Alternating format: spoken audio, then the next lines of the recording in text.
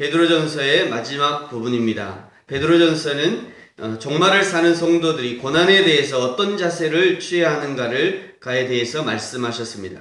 고난을 어떻게 피할 것인가가 아니라 설령 불시험이 온다 해도 그것을 이상한 것으로 여기지 말고 오히려 감사하고 즐거워하라고 권면합니다. 오늘 5장은 장로들, 젊은이들, 그리고 모든 성도들에게 주는 권면과 또 마지막 인사로 구성되어 있습니다. 먼저 1절부터 4절까지는 장로들에게 주는 권면입니다. 여기 장로라고 하는 것은 일반적으로 한국 교회에 있는 그런 장로가 아니라 사도 베드로와 같이 예수님의 12제자 그리고 사도들, 당시 교회의 지도자들을 말하는 것입니다.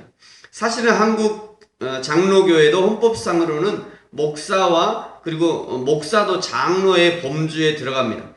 그래서 목사 장로라고 얘기하는 것이죠. 우리가 알고 있는 장로는 치리장로라고 해서 일반적인 교회의 행정이나 또 치리에 관한 일들을 담당하는 것이고요. 목사 장로라고 해서 목사는 설교와 신방을 담당하는 것입니다.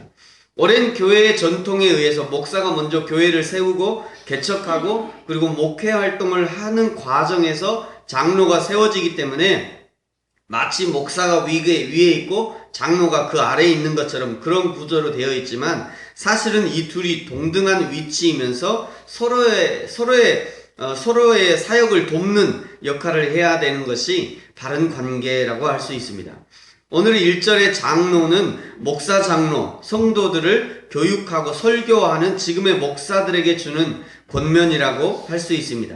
2절을 보시면 하나님의 양무리를 치되 자원함으로 하라. 더러운 이득을 위해서 하지 말라라고 권면합니다. 여기 더러운 이득이란 무엇인가? 목회를 돈벌이의 수단으로 사용하지 말라는 것이죠. 큰 교회 목회자에게만 주는 말씀이 아니라 작은 개척교회 목회자도 주의해야 될 말씀입니다. 교회가 크든지 작든지 목회자가 가장 빠지기 쉬운 함정이 아닌가 생각합니다.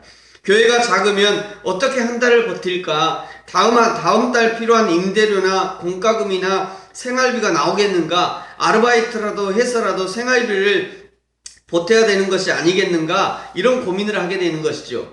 별별 생각을 하다가 정작 말씀을 준비하고 더 깊이 묵상하고 성도를 위한 기도를 하는 것을 놓치는 경우들이 있다는 것입니다. 양무리를 바르게 인도하기 위한 고민보다 주님이 걱정하지 말라던 무엇을 먹을까, 무엇을 입을까, 무엇을 마실까를 염려하는 그런 모습인 것입니다. 이런 목회자들에게 3절 성도들을 주장하는 자세로 하지 말고 양무리의 본이 되라 말씀합니다. 본이 되라는 것은 고난에 대처하는 자세의 본이 되라는 것이죠. 궁핍이라는 고난이 찾아올 때 그 궁핍을 해결하기 위해서 목회를 뒤로하고 당장 입에 풀칠할 것을 위해서 이리저리 뛰는 모습이 아니라 오히려 하나님이 공급하실 것을 믿음으로 견디어내고 또 실제로 하나님이 공급하시는 것을 경험하고 그것이 증거가 되어서 양무리의 본이 되라는 그런 말씀인 것입니다. 뿐만 아니라 아직은 우리나라에 신앙의 자유가 있어서 어디서든지 또 자신의 신앙을 이야기할 수 있지만 만약에 신앙의 자유가 박탈되어지는 그런 고난이 올 때 그때 어떻게 할 것인가? 그때도 목회자는 어떤 경우에라도 목숨을 유지하기 위해서 신앙을 팔아서는 안 된다는 것을 스스로 증명해야 된다고 그렇게 스스로 증명하고 또 그렇게 성도들을 가르쳐야 한다는 것을 말씀하는 것입니다.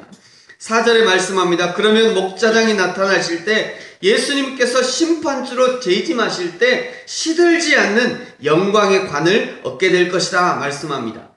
목회자가 바라는 것이 바로 이것이어야 하지 않겠습니까? 예수님이 다시 오실 때 예수님 앞에서 받게 되는 영광의 면류관이면 좋하지 않겠습니까? 이 땅에서 누리는 그 어떤 만족감도 그 어떤 명예도 그 어떤 풍족함도 예수님의 품에서 누리는 것과 비교할 수 없는 것입니다. 목회자들이 먼저 그 하나님의 아름다운 면류관을 볼 수 있다면 성전 건축이라는 이름으로 성도를 몰아세우지 않아도 되고 비전이라는 목표로 성도들을 몰아세우지 않아도 되고 부흥이라는 목표로 성도들을 쥐어짜듯 하지 않아도 되지 않겠습니까? 사랑하는 성도 여러분, 이 땅의 목회자들이 먼저 하나님 나라의 영광의 면류관을 볼 수 있도록 그리하여 양무리의 본이 되어지는 목회자들이 될 수 있도록 기도해 주시기 바랍니다. 5절부터는요, 젊은이들에게 주는 권면입니다. 성경이 말하는 젊은이란 20, 30대의 청년들을 말하는 것이 아닙니다. 지금으로 하자면 5, 60대의 어른들을 가리키는 것입니다. 성경에 나오는 많은 이 단어 중에 이 젊은이들이라는 단어는 젊은이들, 젊은 자들, 청년들, 이런 얘기는 지금의 청년들을 얘기하는 것이 아니라 5, 60대 어른들을 보통 성경은 청년들이라고 이야기합니다. 늙은이들 하면 거의 이제 100세, 90세 늙은이들 이렇게 얘기하는 것이고요. 청년들은 지금의 5, 60대 어른들, 보통 이게 청년이라고 얘기합니다. 인생을 알 만큼 아는 자들이죠. 인생의 단맛과 쓴맛을 본 자들입니다. 웬만한 세상의 일뿐 아니라 교회의 일들도 아는 자들입니다. 우리 5절의 말씀을 같이 한번 읽겠습니다. 시작.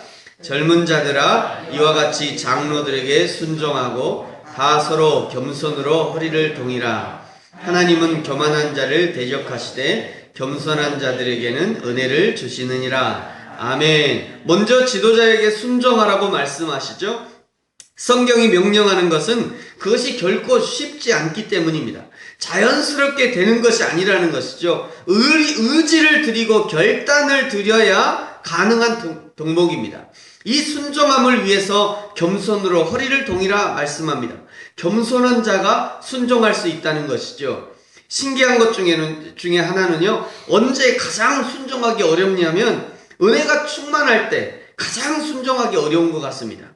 내가 하나님 앞에 은혜를 받고 내가 지금 놀라운 하나님의 은혜를 깨달았는데 한참 성령으로 충만한 것 같은데 그때 가장 순종하기 어렵다는 것이죠. 이 신앙의 아이러니입니다.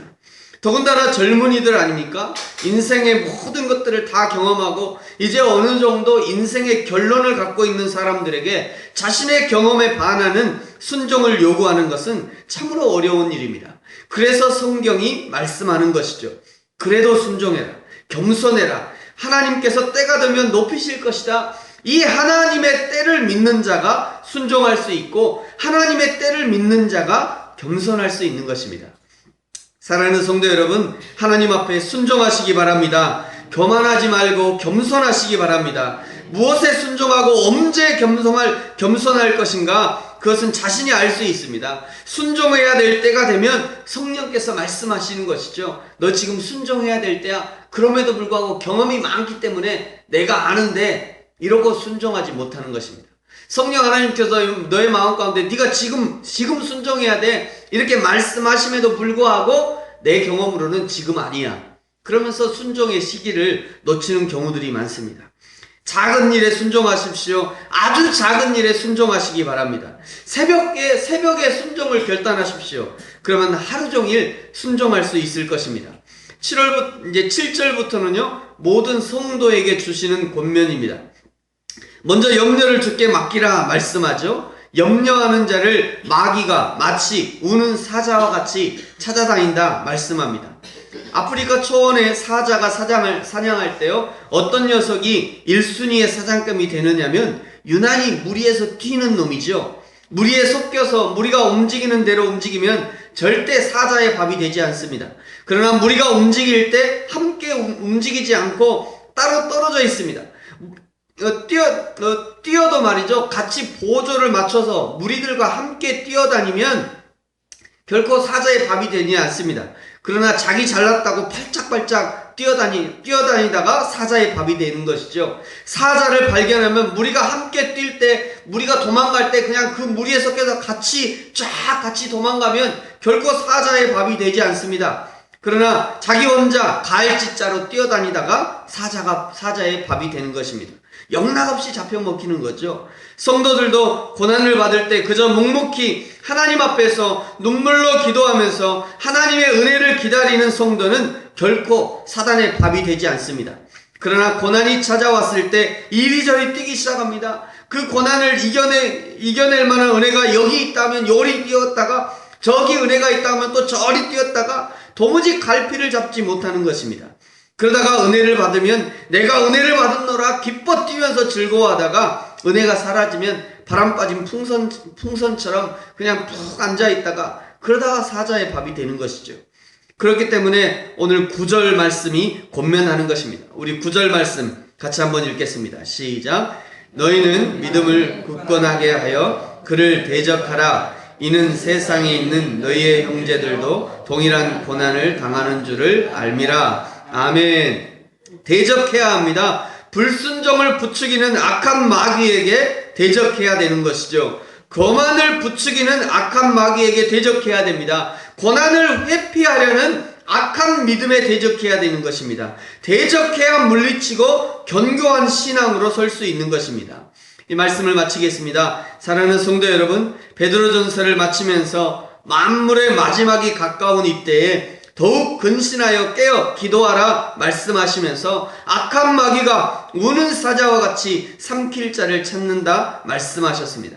저와 여러분이 날마다 순종함으로, 날마다 겸손으로 허리를 동임으로, 날마다 악한 마귀를 대적함으로 마지막 날에 하나님 앞에 믿음의 사람으로 발견되어지기를 예수님의 이름으로 축복합니다. 기도하겠습니다.